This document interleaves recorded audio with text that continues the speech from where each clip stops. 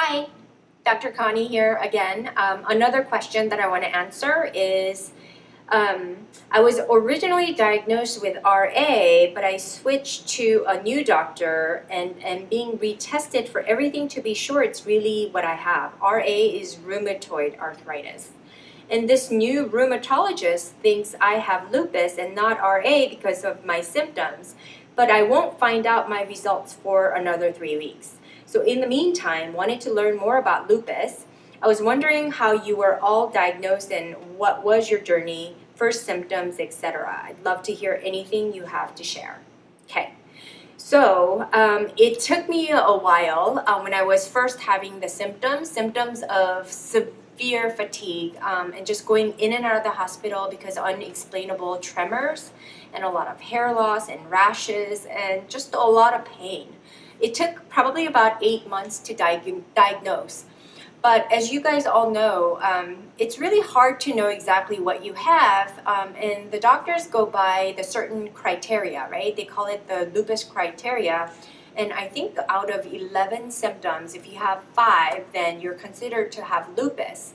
And so, but then there's high limits of normal, lower limits of normal. So what is normal anyway? So anyway, ever since I was diagnosed, or even before I was diagnosed, to kind of calm my immune system down, the doctors immediately put me on prednisone. I was kind of happy because it did kind of subside my symptoms of the flares because I was having a lot of vein affecting symptoms like the rashes and the hair loss. And so the prednisone kind of took the rashes away. But after about 3 months of the same dose, I started to ask questions because I'm like, how long am I supposed to be on this?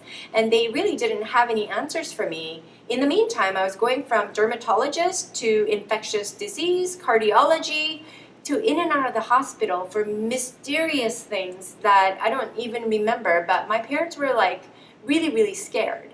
So 8 months to finally come to a diagnosis. I was so happy though, because at least I knew where to start, right? And so my number one goal to my rheumatologist, and he'll remember me to this day, is I wanted to get off my corticosteroids because not only was it thinning my hair, but I know the long-term effects of it wasn't good. And more importantly, I really didn't care for that moon face that you get and then the weight gain and all the other side effects of it. But so anyway, I looked to the Eastern medicine. That's really how I got introduced to the Eastern philosophy because I realized that all the Western medical doctors didn't really have the answers I wanted, right?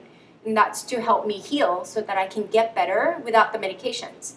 And so it does take time for you to get diagnosed, but once you get diagnosed, don't feel like you have to kind of keep taking the medications.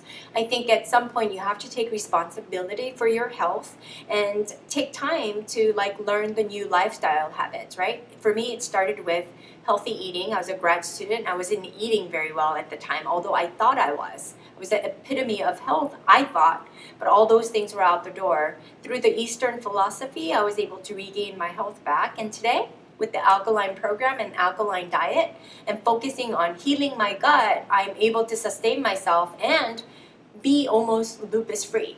So whatever that means, but I'm fully functional and all is possible for you as well.